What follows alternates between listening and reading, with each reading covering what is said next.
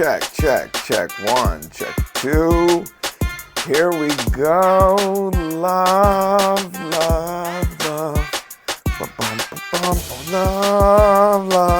Love. Happy Valentine's Day, everybody. It's the Cannabis Coffee Hour podcast. Valentine's Day edition. Fire up that weed, drink on some coffee. Do your thing, I'm not gonna stop you. How's it going, everybody? It's Rob Cantrell.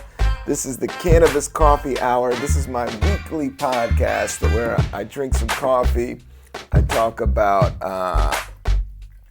music, love, zen, weed, herb, meditation, stretching, the universe, nature, Bruce Lee, the Beatles, travel, health, eating, cooking, cleaning, dusting. I'm in Brooklyn, New York. I'm drinking some great coffee here. I had a leftover of a French press yesterday, and so I put it in the refrigerator, so I had some kind of makeshift hot, then cold brew, and I drank a cup of that, and now I have some organic Sumatra coffee from Trader Joe's. I have a hot French press, so I'm halfway through this thing. And it's really good. The medium dark roast, smooth and earthy tones from Sumatra. Now, Sumatra is from... Let me get off fucking Twitter, man. I don't know. Social media is a kind of a bummer. I don't know. It sucks you in. And then you just sit there and you debate what you're going to do. And then you look at I don't know. I mean, I'm into it. I just got to do it sparingly, but I think I got to take that shit off my phone. It wasn't on my phone. It was on my laptop that I have out. But I just wanted to Google Sumatra. And Sumatra, yeah, it's in Indonesia. I think we talked about this. I went through Indonesia. That's where Bali is. I went through Jakarta. But these beans are from there. This is Trader Joe's. Trader Joe's, this is like a good price, and this is more of a higher end coffee. This is definitely, it's a medium dark roast, so it kind of has this, oh man, it smells good. It's in the old tin, and it's a little bit darker than I would like. It kicks. It almost sounds, I think a lot of Starbucks fucks with some Sumatra beans. Doing this podcast, I'm learning about beans. I still need to get some more Puerto Rican beans. That's what I want to concentrate on making America aware that the two states that you can get coffee, that grows coffee in America, because I'm American, not that it matters, because I know there's people that listen to this all over. I appreciate all the coffee and Cannabis Coffee Hour listeners around the globe. But I just always found it weird that we're importing all this shit from all these different places. And why don't they just, everybody's complaining about jobs and shit. They just fucking grow the stuff. Just make Starbucks buy all the coffee from Puerto Rico and Hawaii, which are both beautiful places. Everywhere there you can grow coffee is pretty beautiful.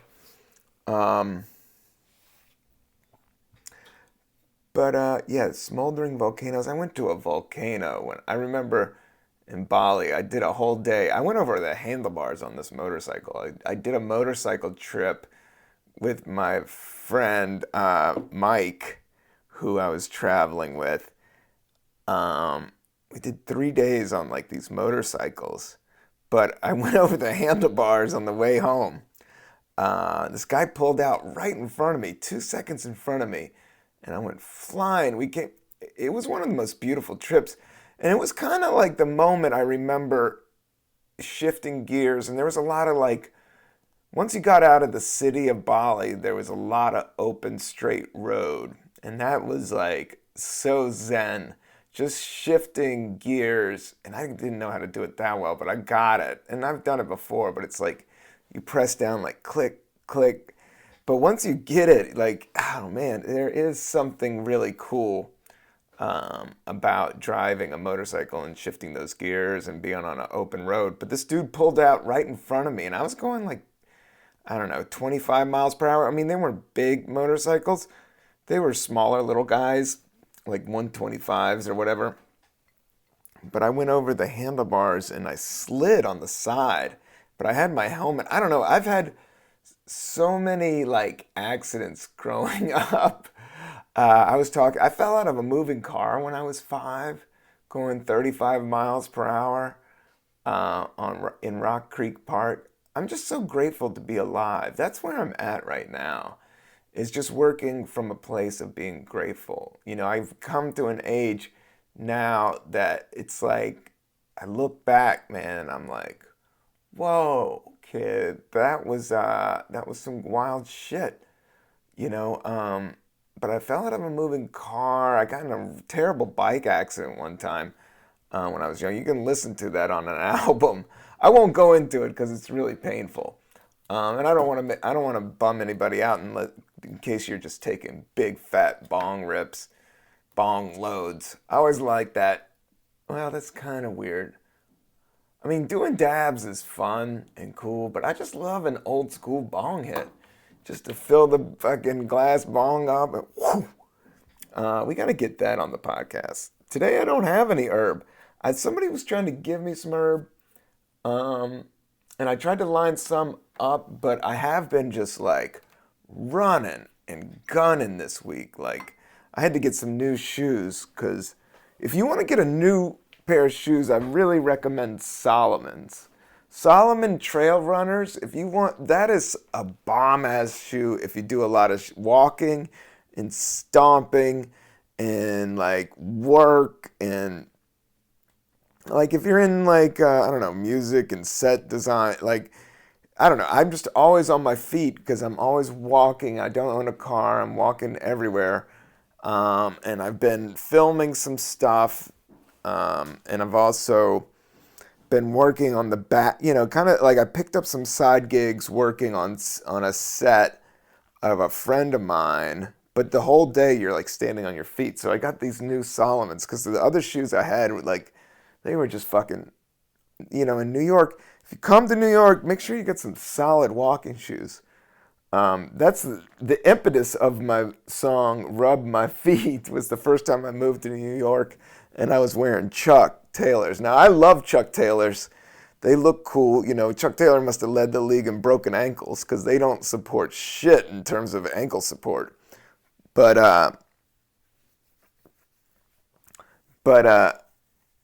yeah, Solomon makes ski boots, and they have some of the best trail runners, and they have this weird, like, you know, having Velcro as laces is always kind of a little, I don't know, I dig it, but there's a part of me that, I don't know, it doesn't snug as, I feel kind of like I'm 12, like I'm wearing kangaroo shoes. Solomon has this weird like shoelace system, but it's like a pulley system. It's kind of like it has a toggle and you slide down and then you tuck it underneath the tongue. And I have these XA Pro 3D Solomon funky ass wild green shoes that I just picked up because I was my other shoes were just fucking blown out and fucking wearing me out. But a good way, and I can't find my tennis ball, but a way to work out your back and work out your thing is to roll a tennis ball at the bottom of your foot, right at the arch. If you want to have, you do that at the right time, you can almost cum your pants. It's such a good stretch. It kinda, I don't know what it does. There's some type of weird pressure point there that works. But yeah, I would say I've been 3 weeks. I'm looking forward to some herb. I'm going to line some up soon. But my main thing is just to keep this podcast going and always just try to, you know, everything's a practice. Always try to step up and give you guys at least 45 minutes to an hour of whatever I'm going through, whatever I'm working on. This week I've been working a lot, and stuff has been working out, actually. But in the beginning of the week, whew, Sunday was wild. I opened, I don't know if anybody saw me on the show, but I opened for this guy, Alex Moffat, at the, he's on Saturday Night Live right now. And he's an interesting cat because he plays Eric Trump, or one of the Trump sons, on there, and he's fucking hilarious. And his vibe is cool. He kind of plays like these preppy dudes. He has a couple different characters, but he also does a lot of the political characters as well on Saturday Night Live. But he just plays a funny smugness, but he has he has a really cool vibe about him. And I would say keep your eye out for Alex Moffat. And what I also like about him, he's not on social media at all. That's the way to do it. Get on Saturday Night Live and get off social media. Not that I hate social media. I kind of like Instagram and shit like that. But it does become this weird time suck that fucks me up a little bit. But I opened for him at this place called the Bell House in Brooklyn, which is this holds 200 to 500 people. And the place was packed, but it was the night of the Oscars. And it was Sunday, and I ran into the dude at a show, and he ended up we went to the same small college in Ohio. And I've never met a dude that went to my college that was in comedy. And he was on Saturday Night Live, so I started talking to him. We had a lot in common, and he was a nice guy, and we started texting. And then it happened that this opportunity opened up. He needed somebody he's not really a stand-up comic. He came from more of the Second City, sketch character world. And he needed somebody to open up for him. And I ended up opening up just because the venue is literally 5-minute walk from my apartment. That's the type of commute I like. And so it was just good to work with him. He'd just been on Saturday Night Live the night before. And then he brought this other girl, Chloe Feynman, who did all these impressions of actresses on Weekend Update that was amazing. And it was just a fun fucking gig. And I was done by 9. So that was just a cool experience. And the Bell House is a sweet. If you ever get to see they have a lot of bands, they have a lot of big podcasts that come through there. And it's just it's just a classy joint, man. It's just it's all wooden, but it's kind of a warehouse, and it's kind of big, and it's just, the acoustics are great. The people that run it is great. The setup's just really simple, but they also, just take care of the finer points. The green room had a bunch of hummus and chips and some seltzer, so I was fucking psyched. There were some organic Oreos, too, that I was chomping on. But then after that gig, I went right over and did this other gig, did this other show later that night. So I did this big, theater gig, and then I went to this place called the Knitting Factory, which is, has bands, but they have, in their front room, they have one of the more hippest, coolest, I don't know, but it's just a sweet comedy rooms. Actually, Hannibal Buress would do Sunday nights there. It's kind of like a low key, but they have a DJ and they pump beats. It's a whole younger crowd than what I'm used to. They're just pumping all the trap, baby, all this new hip hop that I'm kind of I kind of dig. It's kind of dope, but at the same time, it's just not what, I'm completely versed with. The Knitting, that was the first time I heard trap music. I don't know, T.I. was doing some of that shit. But there was just a moment, I used to go to shows that would play hip hop music, and I knew every fucking track. It didn't matter. I definitely knew the person, the DJ, I knew.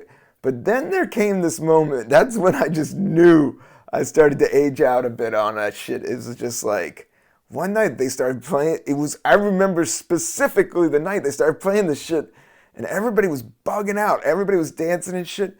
And I was like, I don't know these fucking tunes. And they were all right, it's just I guess Gucci Man and all that type of stuff, which is funky, And if it's funky in the vibe, that's pretty much, music that comes out and connects to people.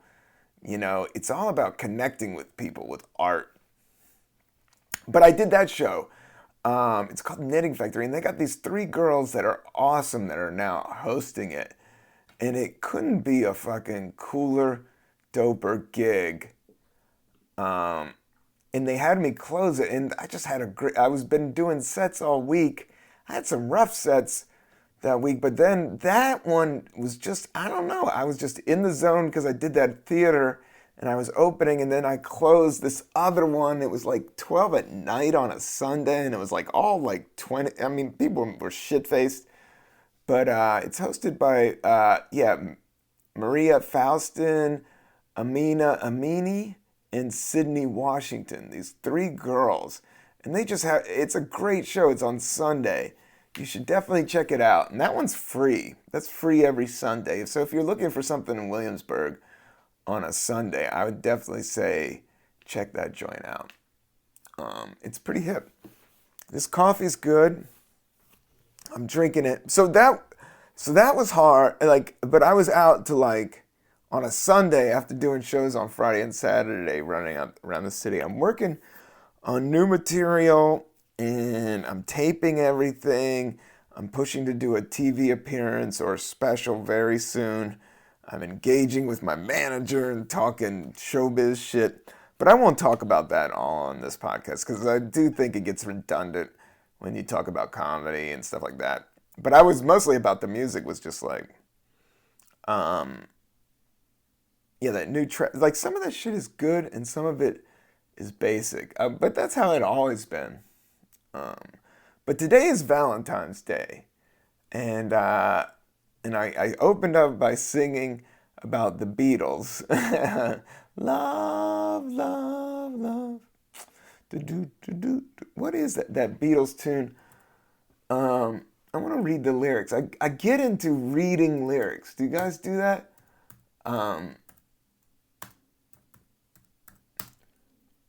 Well, Love Me Do is a good one.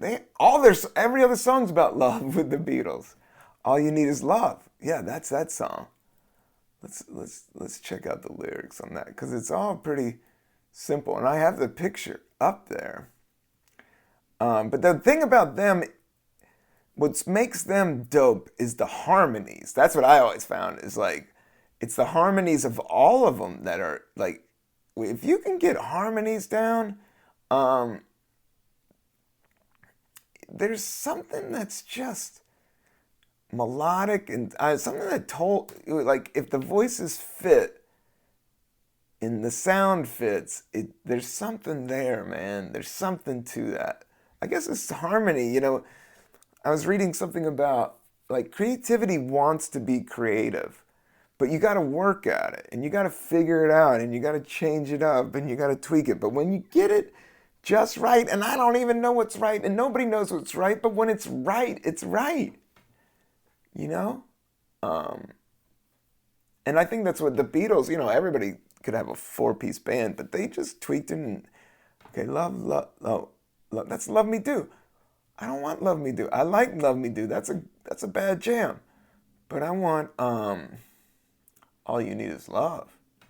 Because is that all you need? You also need money to get by. And you need some coffee. And weed helps too. But I've been thinking about, I just don't want that fiendy feeling. And I think you could do that with anything. I think I do fiend out for coffee and weed a little too much. But so that's why I think these last few weeks maybe I'll switch up some green tea next week. But I do love me some coffee. It's just that I get up early and I'm out late and I got a family and I got shit to knock out. And it definitely does the job. And it tastes delicious. And the French press is a great... Some people do that pour-over technique. I don't know what that thing's called. I see it. I've had that cup. I mean, I don't know if it makes that big of a difference. Love, love, love. There's nothing you can do that can't be done. There's nothing that you can sing that can't be sung. Nothing you can say, but okay, yeah, I like this part. Nothing you can say, but you can learn how to play the game. It's easy. There's nothing you can make that can't be made. Talking about creativity there, you know. If you want to do it, if your mind's in there, it just takes a little bit of work and elbow grease. There's no one you can save that can't be saved. Nothing you could do if you learn how to be you in time. It's easy. Love, love. All you need is love. Let's see what that. Okay, it's a lot of all you need is love. All you need, and this is like this is one of the most. I love art that's simple, that's fucking straight up, but still rocks the house and not basic. That is the fucking sweet spot. So yeah, this is during the hippy dippy days. This came out in '67. All You Need Is Love, Wikipedia. All You Need Is Love is a song by the English rock band The Beatles that was released as a non-album single in July of 1967. Valentine's Day, I bet you. July 7th. Oh my God. That was released on my wife's birthday. Wow. It was written by John Lennon and credited by Lennon-McCarthy Partnership. The song... Okay, Lennon's lyrics were deliberately simplistic to allow the show's international audience and capture the utopian ideals associated with the summer of love. The thing about love is nobody knows exactly what it is, but they can feel it. And it doesn't matter whether you're a small child or a dog or a cat or the smartest person in the world with the highest IQ or the mentally disturbed, I don't want to use the word retarded because that's not a good word. But you know what I'm saying? Like, everybody understands. It doesn't matter. Everybody understands it, but nobody knows exactly what it is. And it's so mysterious, but so simple and so just right in everybody's face. But we get caught up with the future and the past. And that's what I've been working on, is just living in the present. And that's what he's saying, like, no matter the language, like you meet people that, people fall in love that don't even speak the same language. That happens. Love is just, if it being around, it grows. It's weird. Let's see, it became the anthem of the flower power. I dig some flower power shit, man. Hippies are dope, but at the same time, you got to pay rent. There's always the yin and yang of it all. And you can't blind yourself, and you can't be fake with it. But the realest of the real is, I've seen the richest people be unhappy. If you don't have love in your heart, it's like, you're like, why am I fucking even doing this shit? Just to take shits? Jerk off or something? I don't know. I'm going a little wild on that one. But you know what I mean. It's like, love kind of like makes it all worth it,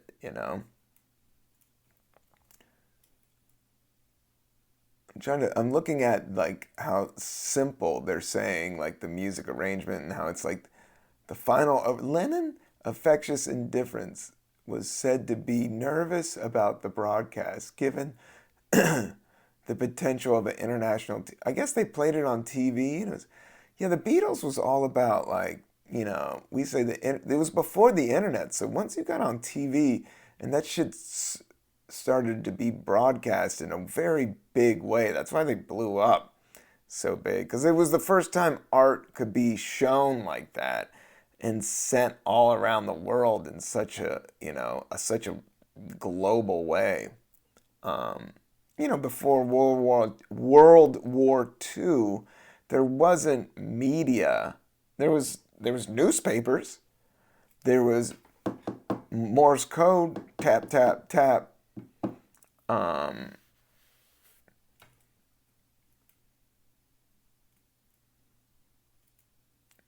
Let's see, the Beatles, except Star behind the drum kit, Eric Clapton. The live broadcast. Oh wow. Yeah, I get this is wild shit, man. All this stuff happened about LSD and this backing track. I mean, if you want to look up, I mean, this goes on for pages and pages. All You Need Is Love on Wikipedia. This is a major song, dude. So happy Valentine's Day. um, I know I got some girls like flowers. I got some flowers. I got a card. Got some. I didn't get chocolates because there's so many chocolates in the house. My wife's getting into fig bars, so I got her all these fig bars. I've been going through sleeves of fig Newtons. I've been doing my stretches, and I meditated today, and as well as doing my manifestations, but they've been working. Like I've been manifesting, like bringing more abundance and money, and slowly but surely this shit is starting to pop up. Like I got that thing on the last OG. I got to open for that other Saturday Night Live star, and then another little gig popped up that I worked on set. It was so easy. I wasn't in front of the camera, but I was helping my friend who's the artistic director, so I kind of learned something, and I got paid good money, and we were in this cool-ass studio that had free lattes and kombucha. It was kind of dope. Long hours. That's when I went and got the Solomon shoes, because I knew what that gig was all about. But I've been meditating like 20 minutes a night, 20 minutes in the morning and 20 minutes at night. I recommend this guy Wayne Dyer for manifestation. Manifestation meaning putting something in your brain and then making that become reality by putting it, because what is consciousness, right? What is consciousness? Consciousness is the only thing that matters is this moment right now. That's it. That's the only real thing. And then it's gone. And I keep on thinking that's the breakthrough, is through the side door. It's in the moment. And there is a point in the moment, if you just believe and kind of feel the love, you can make something happen. You can manifest good things that you might need, or at least see something. I don't know, it's wild. Like working with but you have to be, I don't know, the universe, I'm getting more and more out there the more I'm meditating, and I hope, to some people I think they'll be like, this motherfucker is crazy. But I know that it's been helping me deal with making bills, the amount of pressure. I've been doing comedy 20 years. I'm lining shit up. You can't stop going. All the social media, living in New York, raising a family, doing a podcast. I got 3 projects I'm trying to push through, creating. It takes a lot of energy is the thing, and it wears you down. So by learning to listen to yourself and be yourself, I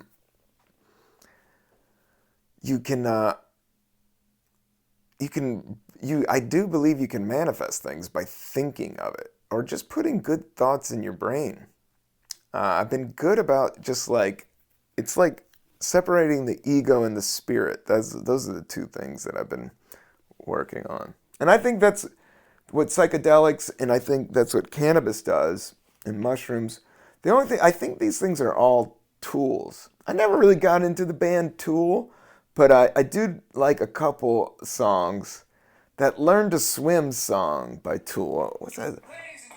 Uh, that's my YouTube page. Let's see. What's that? Learn to Swim.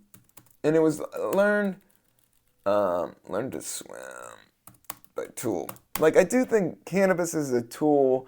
I think mushrooms are a tool. But with a tool, you can either take a hammer and smash your brain, or you could, build a house, a tree house. I'm trying to build a tree house. But Tool's back on tour. But it's just like, oh yeah, Learn to Swim is the name of the song. I always like that. Yeah. But it was all kind of that bass groove. That's what I liked about it, was the bass groove in Tool. Let's see if this bass groove is cool. Let's see. They're also a little bit creepy. Yeah. I don't know if that's the bass or if that's the guitar, but that's a sick ass groove right there. Oh man. I might have to listen to that. Learn to Swim if you want to rock out. I never was heavy into Tool, but that was the one song that I liked. I remember this dude that I used to buy weed from in college used to watch Tool videos, and they were just so fucking creepy. I mean, I kind of enjoyed them, but I don't know. Sometimes the dark arts or like the creepiness, like I kind of could get into it, but at the same time, I'm into love. Like the sun is like shining out right now. My big thing, I want to put on these Solomon shoes and go for a walk in the park and observe the grass and the trees in the blue sky and try to live in the present moment. I think nature really brings you into the present moment, whereas computers and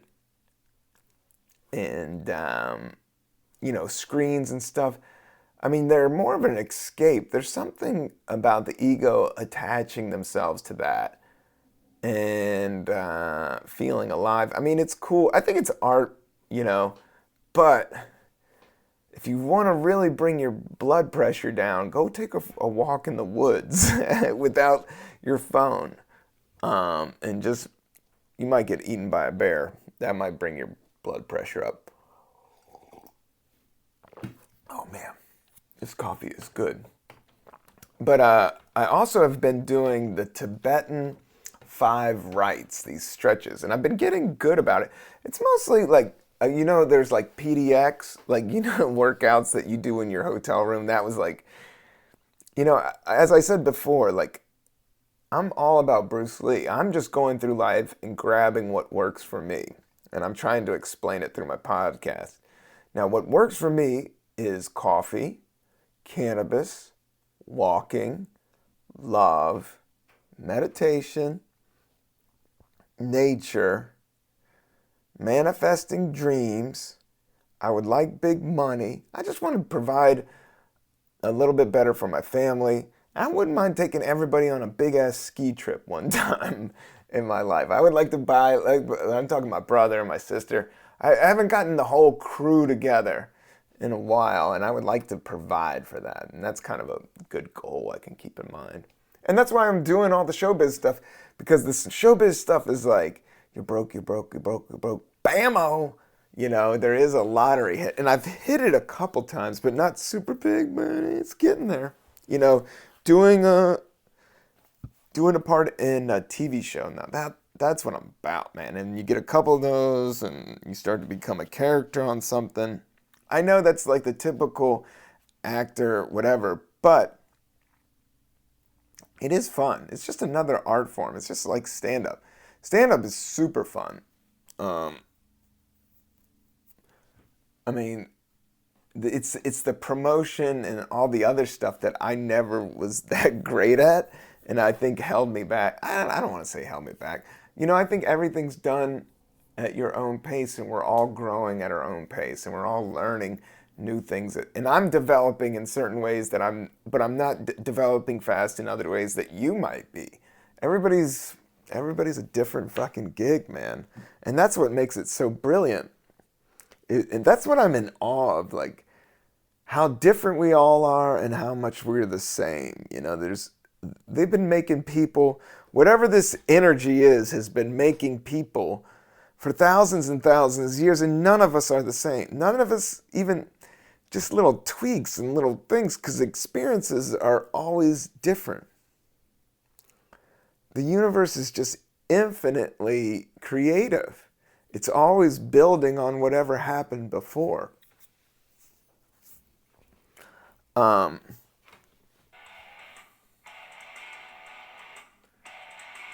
You really just can't think of there's so much fear out there with these viruses, and especially with me. I'm not saying, the fear ain't real. I'm just saying it ain't real. It's all in your head. I mean, you really can program your stuff. Like, I'm trying not to watch as many violent movies. I think violence, and there's something about repressed society and people not being themselves, and a repression against nature that makes war and violence, I believe. I don't know. I haven't thought that all the way out. But I do think, I understand birds of prey, and some people are just fucking killers, I don't know. I could go down that rabbit hole, but as far as I go down that rabbit hole, who's to say I'm not going to die tomorrow or next week, and I'll never experience anything that dark, and I'll never experience anything. What if I just sat there for the rest of my time on Earth and looked at the sky and looked at the greens and looked at the rainbows and appreciated that and grew on that and grew on that and grew on, because it can go up. That's the thing about positive energy. Positive energy is infinite. Dark energy, it just comes to us dark. I don't know what the fuck that shit, but positive energy, I don't know.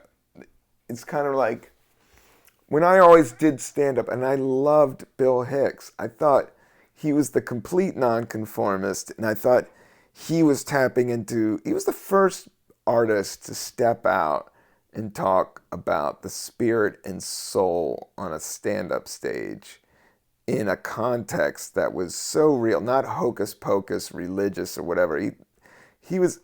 But there was a darkness to it, an anger.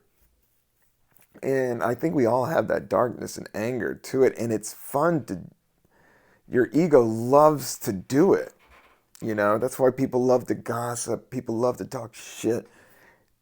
Your ego, but that keeps your ego alive. But guess what? Your ego ain't fucking real. Your ego is just a part of that, whatever that thing, and your spirit is the light. Your spirit, the light is infinite. That's what I think. The light pierces the darkness, and it boom goes on forever, and that's what we're a part of, or the darkness, which is what we're piercing through. I don't know. Is this making any sense? But I do love trying to, push it. I don't think I got enough weed in my system that I could shake my head and get high is the thing. I always loved this thing. I got this up on my wall. The story of the two wolves. One evening, an old Cherokee told his grandson about a battle that goes inside people. He said, "My son, the battle is between two wolves inside us all. One is evil, it's anger, it's envy, it's jealousy, it's sorrow, it's regret, it's greed, it's arrogance, it's self-pity, it's guilt, it's resentment, it's inferiority, it's lies, false pride, superiority, and ego." Yeah, that idea of people being superior, like if you really look at it, like organic matter, it's like we're all this organic, the spirit, it's all light, the spirit is the thing that's infinite and it's equal. But that ego thing, like, I'm better than this, bro. Like, who the fuck? You just take shits and eat and do that thing, who's to say? The other is good. It is joy. It is peace. It is love. It's hope. It's serenity. It's humanity. It is kindness. It's benevolence. It's empathy. It's generosity. It's truth. It's compassion. It's faith. And the grandson thought for a minute, and he turned to his grandfather. Which wolf wins? The old Cherokee simply replied, the one you feed. Yeah, I'm just trying to feed the good wolf, man. The angry wolf is just a motherfucker, man. He's gonna gnaw your fucking arm off. I'm about feeding that good wolf. I'm looking forward to going outside, resting. I'm looking forward to watching a movie and not even thinking about anything but watching a flick. What was I gonna? And also this music project. I find such great joy. I've been listening to this one meditation tape, and it's like follow the joy, you know. And when I start making these goofy raps and I start making beats, I'm like, this shit's fun. The same thing with stand-up. I mean, there was a part of me that didn't want to do it because I knew how hard it was. But then when I did it for the first time, I experienced such joy that I was like, oh, fuck. There was a bummer part of it, like, I'm in. And now it's been 21 years later, but I live in Brooklyn. I wasn't ever supposed to live in New York. I've lived in LA. I've lived in California. Comedy brought me to all these places. I'm really just a kid from DC, and then a kid from Virginia, a small town in Virginia. I could have easily just stood around there and done, whatever was around there. But I don't have to wear a suit. I don't have to wear khakis. I don't have to wear anything. I got my hair grown out. I have a podcast about herb out. I make funky beats. I do shows. I've toured the world with Tracy Morgan. Maybe this is my ego talking. But I know I'm just saying how much I appreciate even at this level of the game that I'm at. I saw something about, because it's so competitive, but it's not really. That's shit that's in your head. And you should, it's competitiveness or community. And I think instead of being competitive, it's better to be a part of a community. And yeah, I gotta reach out to people, but I've always been kind of a lone wolf. And I do have my crew, and I do have the people I do shows with. And I've known some of these people. There's some people I've known in comedy, and that I don't know that well, but I've known for like 20 years. But I know that we experience a lot of the same stuff. But I think human beings are like that with music. I think music is so dope. What have I been listening to a lot?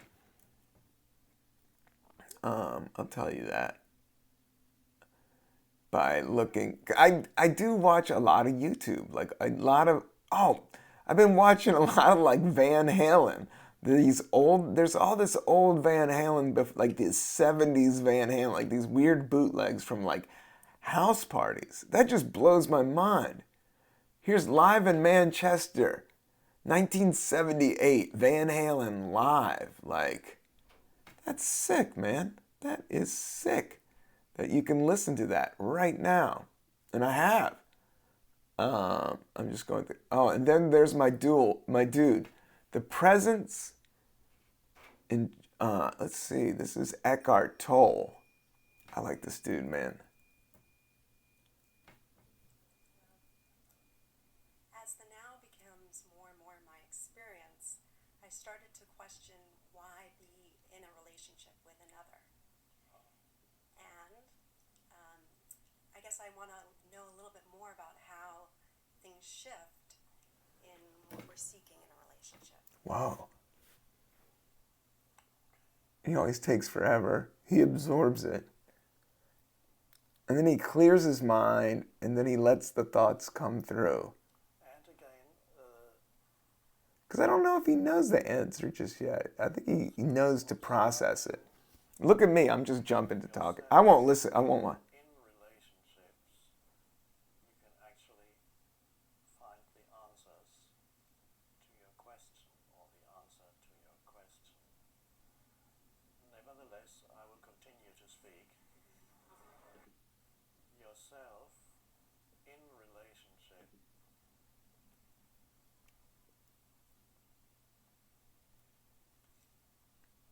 And again,